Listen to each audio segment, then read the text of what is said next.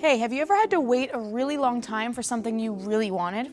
Yes, when I was 7 years old, I could not wait to have my driver's license so I could drive my dad's car. I wanted to get behind that wheel so bad, and it felt like I was waiting forever. But when I finally got my license, it felt so good. I can definitely relate to that. I was the same. But isn't it crazy how in life sometimes we get so impatient waiting for the things that we want?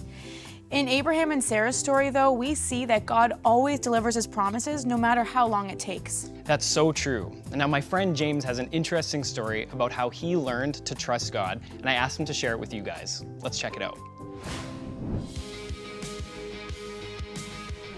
I grew up playing soccer. I played indoor and outdoor for about 8 years.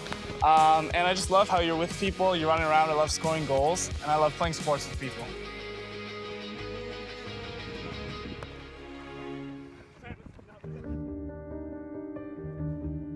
In elementary school and middle school, I was bullied.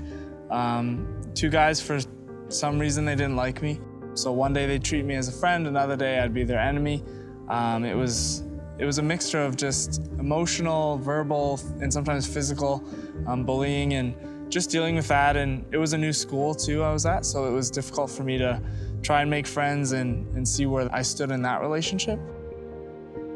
It was really hard, especially if there's a circumstance where someone calls you something or challenges you to something in front of a big group of people. You don't know how to react. It's awkward, it's embarrassing. I had no idea what to do or how to deal with it or how to respond. My mom would be there, she'd comfort me, she'd pray with me and allow me to talk through it and talk with me and process that.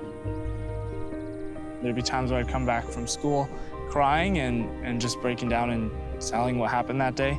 And they prayed for me, they prayed with me. That gave me more support, and I wasn't kind of a lone ranger going through that.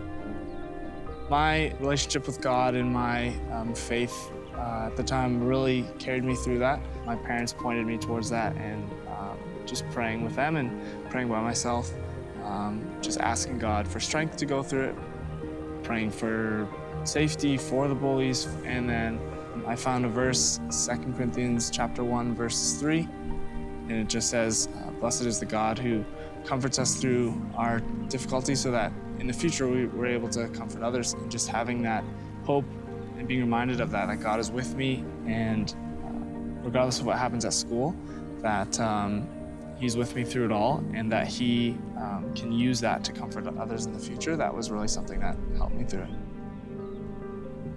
Today, it's completely different.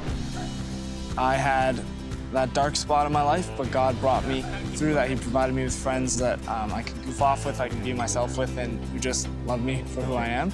And I'm so thankful for that.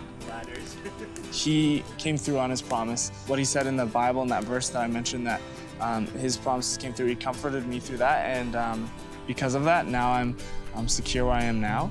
And when I look to the future, I know that he has my best intentions in mind, and that because of what he did in the past, I can now feel secure in his plans and not have to worry about that.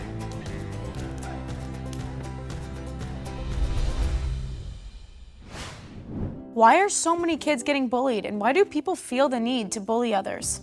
Yeah, those are some tough questions, and to be honest, we can't answer those today or in a week or even a month from now.